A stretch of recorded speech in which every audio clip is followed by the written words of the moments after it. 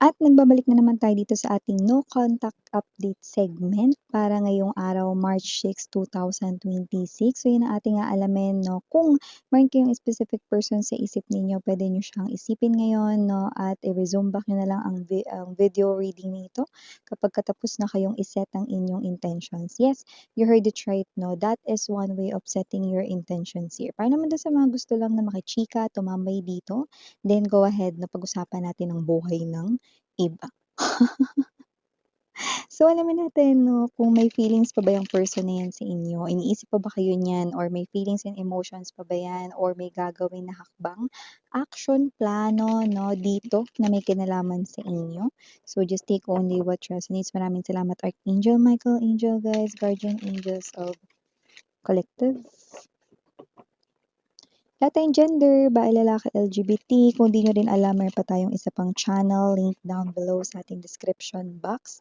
I-click lang yan para mapunta kayo doon. Araw-araw nag-upload din tayo ng collective readings for all signs. No? When we say collective readings, ibig sabihin kahit ano po yung zodiac sign ninyo, pwede kayong manood at makinig doon. Okay?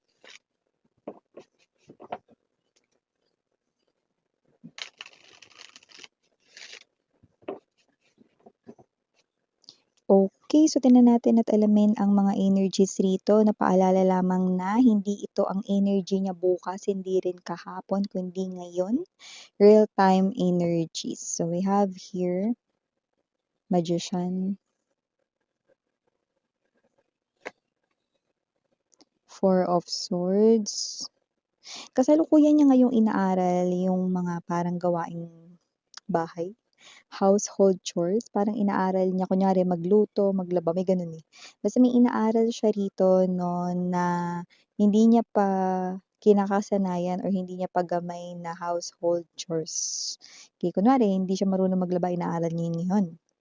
Or hindi siya marunong na magplancha, inaaral niya yun ngayon. Or baka naman, hindi siya marunong magluto, inaaral niya yun ngayon. You know? And nagkakaroon siya rito ng hard time para gawin yan. Okay. Three of Swords. Pwede itong person na to ay living all by himself or herself.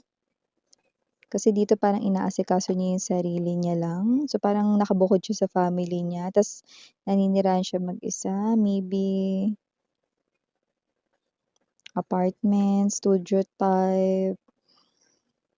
Maybe this person here is renting or pwede rin namang may sarili siyang house. Ten of Wands. Okay. So definitely, this person right in here is your ex-lover.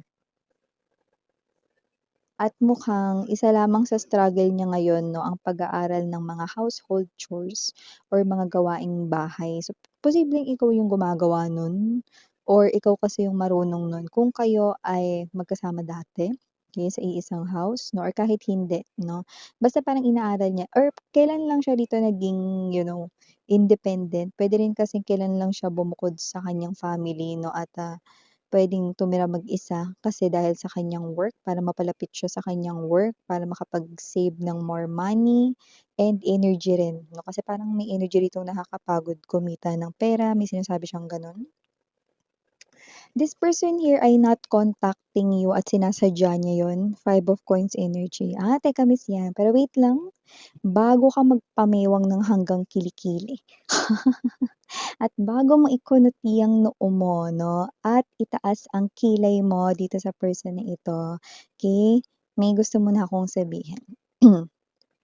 Though this person here pinapakita that with the Three of Swords energy, death right in here 'no, nakita ko rito na in-involve niya kayo sa isang third party, third wheel situation na ang third party ay none other than, other woman, other man, okay, snake kung tawagin natin 'no, na dati nasa kagubatan lang, ngayon nasa siyudad na. So, kung sino man 'yan, nakita ko rito 'no, na kaya hindi nakikipag, connect or hindi nakikipag-communicate or hindi ka nire-reach out ng person na ito dahil busyng-busy siya rito 'no, sa pagfo-focus sa pagbabago ng kanyang sarili, 'yan. So, nakikita ko rito 'no, na It is not a joke, hindi biro for this person here na baguhin yung kanyang sarili raw, 'no? Dahil nakikita ko rito nagkakaroon din siya rito 'no ng too much focus.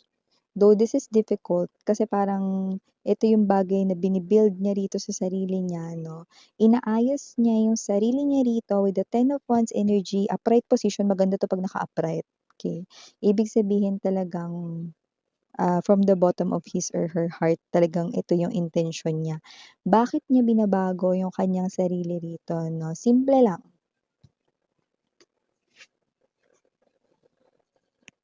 Emperor's energy, Four of Coins, gusto niyang maging karapat-dapat sa'yo.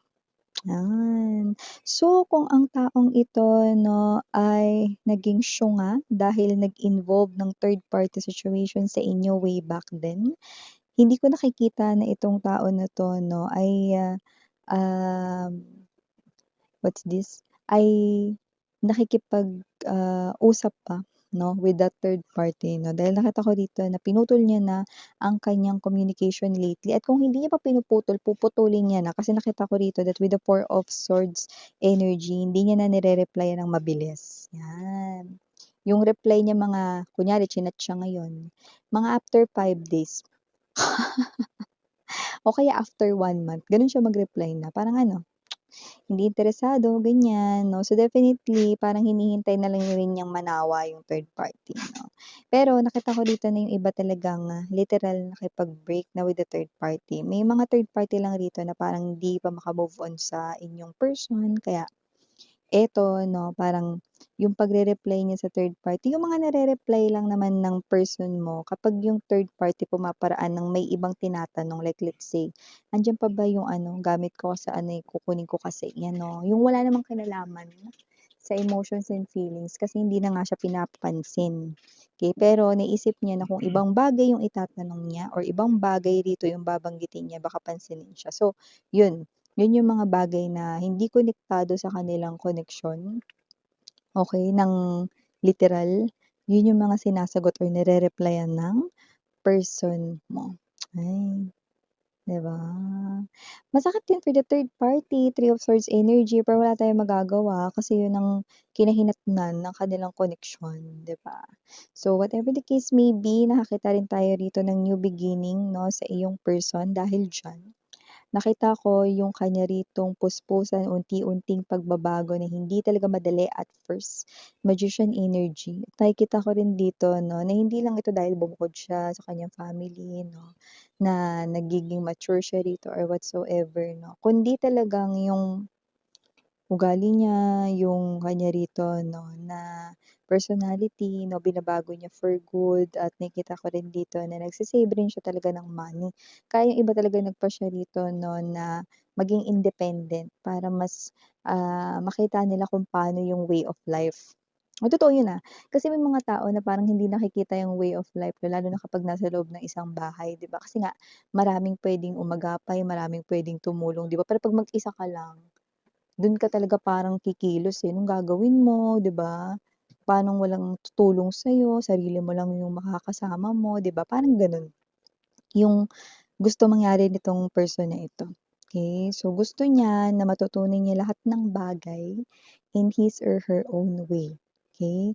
At nakikita ko rito na, oo, ginagawa niya 'to para sa sarili niya, pero high possibility na ito ay mas ginagawa niya para sa'yo. Excuse me, 'di ba? So, kung sino man 'tong energy na 'to, hindi siya nagpapabaya sa kanyang food. Nakikita ko rin dito na kahit na, siya ay what's this, nagkakaroon ng struggle sa kanyang pagbabago, siya ay inaalagaan rin ang kanyang sarili, natutulog rin siya rito ng maayos at kumakain ng tama, hmm. Ibig sabihin talaga parang inaayos niya talaga yung kanyang self. Physically, sa outside at saka sa inside yung pag-uugali, character, behavior, 'yan. So, nakikita ko rin dito na kung sino man 'tong energy na 'to, though nagkasala 'to sa inyo, nakita ko dito na hindi pa kasi siya tapos na baguhin ang kanyang sarili. Kasi siya makakapagsabi kung okey na, puwede na ba siyang humarap sa'yo, karapat-dapat na ba siya 'no.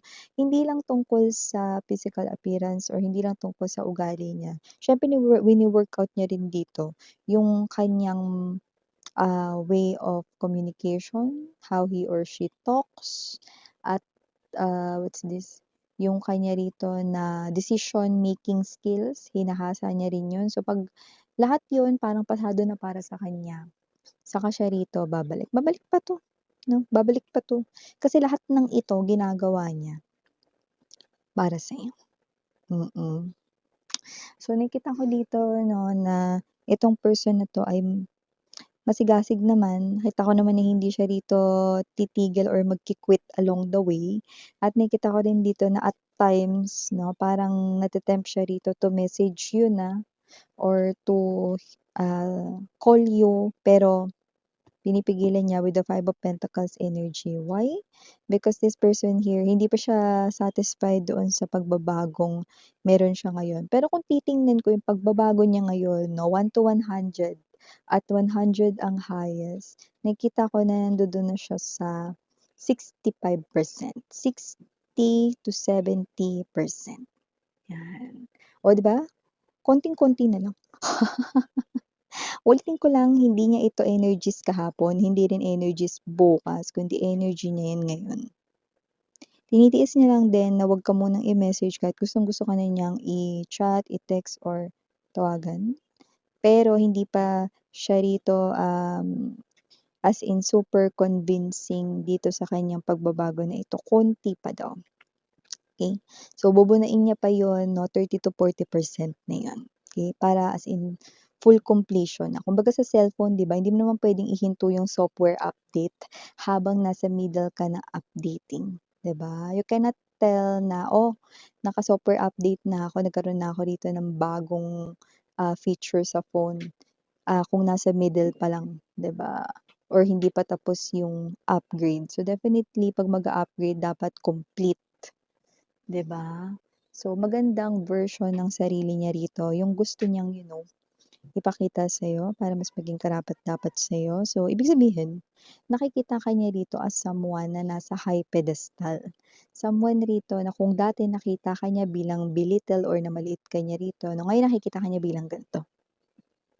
Okay? So, kung sino rin tong energy na ito, no, magiging happy ka rin kung bibigyan mo siya ng chance. Kasi nakita ko rito na may makakatulong ka na tulong ka na rito sa mga gawaing bahay, oh, yan, oh. Kasi nakita ko rito, kahit nahihirapan siya rito na aralin yung mga gawaing bahay, ginagawa niya rin ng paraan or sinisingit niya yun. Okay. So, nakikita ko naman continuous itong pagbabago niya.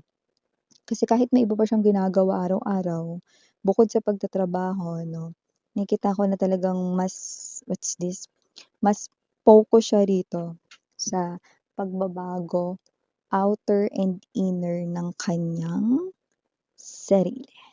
Okay. So, wala naman din ditong sinasabi na bigyan mo siya ng chance or whatever 'no, or magbago agad-agad yung isip mo sa kanya 'no, or kung hindi ka komportable rito 'no, sa kanya ritong muling pakikipag-usap sa'yo, once na mangyari yun, wala namang pilitan, sabi niya, okey. At saka nakikita ko dito 'no, na makikita mo rin naman yung mga pagbabagong ito 'no, once na bigyan mo siya ng permission or chance, okey, to prove his, or herself once more, 'di ba? So, for the initials, yes, we do have capital letter P, capital letter E, capital letter T, capital letter Y, capital letter E, capital letter R, and capital letter I. And for other letters, we have small letter B, E, O, S, and last but not the least, U. So, yeah, ito yung mga messages na nakuha ko here for you. Just take only what resonates and please to check out other channel if interested for more collective readings. Timeless po yun lahat. Ibig sabihin kahit super tagal na uploaded ko, tinatawag ang atensyon ninyo, no? Pwede nyo yun panuorin at pakinggan ba kasi yun pa yung time na, right time na dapat mong marinig ang mga mensahe. okey? So yaganin mo yan ang sa랑해요, love and light. 안녕.